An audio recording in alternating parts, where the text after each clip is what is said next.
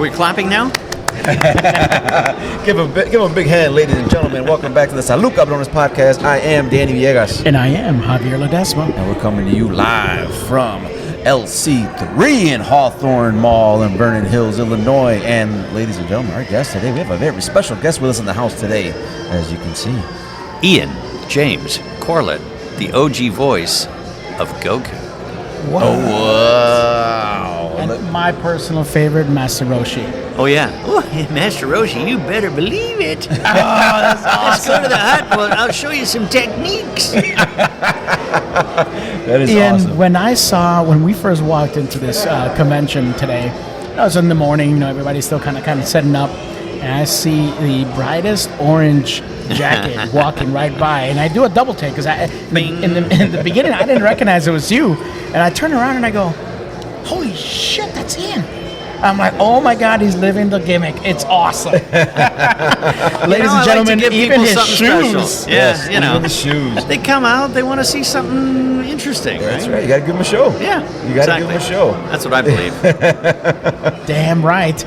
Ian, when I was looking at your credits online as far as what you've done when I was prepping for today, I uncovered some nice little gems there that I did not expect. You were the voice of Baby Taz. Yeah. Grandma. That's me. That was amazing. I saw that and I went, oh my God, really? That's great. Your list of accomplishments and just like credits all around is insane. It's a lot to mention, but definitely Baby Taz definitely caught my attention. You've played Transformers as well. Yeah, Cheetor from Beast Wars. Beast Wars. Yeah, that was pretty cool. Spot on smooth. So when did you realize that you had this voice for voice acting? I'll tell you, what I did know is I knew I had a voice for characters. I didn't ever think I would get hired as a hero, like a Cheetor or a Goku or a Mega Man, because I didn't want to hear this. I was always doing the goofy voices like Baby Taz and accents and dialects and stuff. So, that part of it came much later. We want you to be the hero. What? You're nuts. But early on, I was a puppeteer. I was really into hand puppets. Okay. So I was always doing something with my voice, and that was the early days. Yeah. And then it kind of progressed. I went into ventriloquism, and then Really? Okay. yeah. So I've done everything. You wear a lot of hats, sir. I do. Yeah. What is probably your favorite voice that you've done? Honestly, even though I'm sitting here in a very Dragon Ball specific venue, my favorite voice is Mr. Conductor from Dinosaur Train. Nice. Okay. Hello, Pteranodon family. So come on along with me on the Dinosaur Train. Yeah, it was a very special show. The creator is Craig Bartlett, who is the creator of Hey Arnold. You probably know that series. Yep. And he's a super guy. It was such a nice environment. We did it for 10 plus years. And my two children played Buddy and Tiny, the little two main dinosaurs in the show. So it was like go to work as a family. It's really fun. That's pretty cool. Yeah. Did they get paid? Oh, yeah. So your children do voice acting as well? Well, not now, but certainly when they were kids. Okay. Yeah. Okay. So then, is there a voice like that you haven't done but you see and you're like, man, I can do that voice so much better? Oh, all of them. Everything on The Simpsons, everything on Family Guy. I've been on Family Guy, so. Really? Who did you play on Family Guy? I was like essentially a walk-on. A walk-on? Like a glorified extra. Okay. But it was a bit of a meme. Remember when Harry and what's her name? Harry and Meghan Markle were in the news, and I played a butler coming in to hand them their buckets of money from Netflix.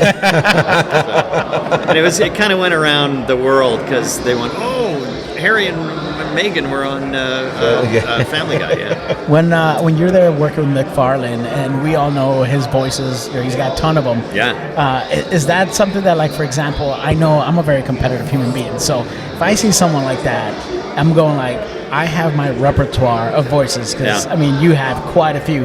Is that something that you look, man, I want to like go in there and see if I can, get it in there? Never. That is the, well, people do it, but for me, it's really kind of unprofessional to do that. I mean, you fight the urge, because the problem is, like, a room full of voice actors, everyone's trying to outdo each other. Yeah, I can and imagine. I just never want to play that, because it's like, no, you do you, I do me. And aside from all of that, I wasn't in the room with McFarlane. I wasn't in the room with anyone, because the way we record these things is essentially separately now. There's very, very few opportunities where you're all in a room, like sort of old radio show style. It just doesn't happen that much anymore. People are super busy, so it takes a really good director to make sure everyone is, even though you're recording it at different times, you need to know that it's all going to synchronize and it feel like you're in the same room and reacting to the joke properly and all of that stuff. I wish I would have been in the room with Seth, but he was off doing something else. What's a show that you would like to do? I'd like to do more Family Guy. I'd love to do the biggies, the Simpsons. So like, okay, we'll take Family Guy off, because I did a few episodes of that. Simpsons, South Park. Anytime someone who's not really into animation strikes up a conversation, they find out I'm a voice actor, the first thing they always have, oh, are you in The Simpsons? Yeah. Oh, are you in South Park? No. I'm on all of these other shows. Well, I'm not really into cartoons. Okay, well then let's never mind. Danny is an actor, and a lot of times when we talk and he tells me about these certain things, I ask him about like his family, being excited about him being on certain things. With you, it's a little bit different, because while you're on so much, these amazing shows across the board, it's your voice. It's not your actual face. It's the best. I'm completely anonymous, unless I'm in venues like this, where people go, oh, they see the credits or the pictures and stuff, and they go, oh, you did that voice. Oh, I didn't know that. I walk among you. Yep. Completely anonymous, and it's the best. Like I said, when I saw you in the morning, I looked at your jacket. I didn't look at you. I did a double take when I'm like, I think I know him. Yeah. And I'm like, oh shit, that's Ian. and in situations like this, sure, I don't mind getting recognized at all. But outside of this, it's really nice to just be anonymous. What's your favorite thing about these conventions? Oh, the fans. For goodness sake, the fans. It's like you get people who, I mean, I've had everything from people that literally said that the show, the character that I might have done, helped them through anxiety, suicide, illness. And I just go, wow, holy cow, you're welcome. I guess, it's pretty cool. Burden to put onto someone sometimes. It's like, hey, here you go. And you're like, whoa, that was heavy. Yeah, it's super heavy, but I mean, it's thrilling at the same time, because, we record these things in a little dark room, and you don't really realize the impact until you do events like this. So a much more famous person than me, Val Kilmer. Who's that? said in his documentary, I thought it was great, and I'm stealing it, borrowing it. It's like this is the stage door if you were on Broadway. You never, when you're recording stuff, you never get to meet the fans. So this is like, hey, I just opened the stage door, we're done. And look, there's fans there saying, oh, hey, will you sign this to talk about this? Or I love that. So it's wonderful. That's awesome. And Let me don't ask take you it for this. granted. Let me ask you this. If you're having a bad day, a lot of times I always hear my internal voice tell me certain things. Who is that internal voice in your head? The internal voice for me is the closest thing. Did you watch Cyberpunk Edge Runners? Okay, yeah. Okay, you know Pilar? Okay. That's me. And he sounds like, you fucking idiot. And that's what's in your head. So that's the voice inside my head. You piece of shit. Unbelievable. You think that's going to pass muster? You're like, oh, okay. Yeah. All right. How many prank calls have you done in a voice? I will not disclose that. He's probably ordering pizza. I will tell you this. I use it when I want to get reservations, and sometimes I'm my own publicist. I'm just going to say that. You probably save some money with that. No, I don't save any money, but I will get a table. So, Mr. Ian, what can we see you doing next? What's in the works for you? Well, the biggest thing that's out right now that just came out a couple of months ago is Marvel Rivals, the big video game. I play Mr. Fantastic. Oh. Fantastic! Huge. Awesome. A big Marvel guy. There is something coming out that I don't think I'm allowed to talk about yet, but let's just put it this way. There is a new animated series on Netflix coming out early April, and it is based on a very, very, very popular video game, and that's all I can say. All right. Ooh, okay. We're having the premiere is March 31st, and I'm in it. I'm bound by an NDA, so it's coming. It's coming. Yeah, it's coming. We're waiting for it. Yeah. Well, Mr. Ian, thank you. It's Borderlands, isn't it? Nope. I can say that. I think I was reading somewhere about like a show for Borderlands. Yeah, you can start Googling around and going, oh, wait a minute.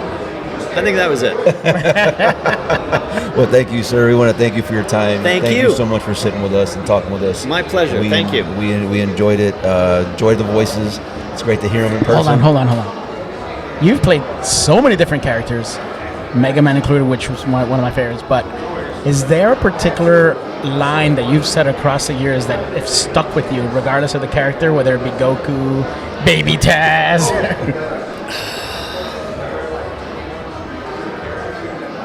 Well, there is a line. It's more of a story. We'll end on this. Okay, so I play Johnny's dad in Johnny Test, and his name's Hugh Test. No one ever knows that. And he was like a house husband, which like I don't mean it to sound like that, but it's my dream to be a house husband. Exactly. So his wife was kind of the breadwinner. And he stayed at home and looked after the kids and cooked and did all the household stuff. So there was this one episode where he was planning on redoing the bathroom, and he needed a whole bunch of supplies. So he's making this list. Okay, we're going to need a new tap. We're going to need a new sink, and the bathroom fixtures were black. And so he's going down this list. Okay, we're going to need a wrench. We're going to need this. We're going to need this. We're going to need black caulk. And I read it and just went, this is not going to fly. Because it's, just for the listening audience, CAULK. He was going to use some black caulking. And we're laughing our guts out, going, come on, you guys. No. Anyway. 3 weeks later, next session. Okay, we got some pickups.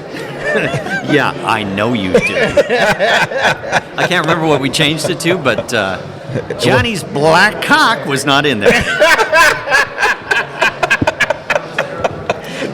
I wish that would have made it. Yeah. There you go.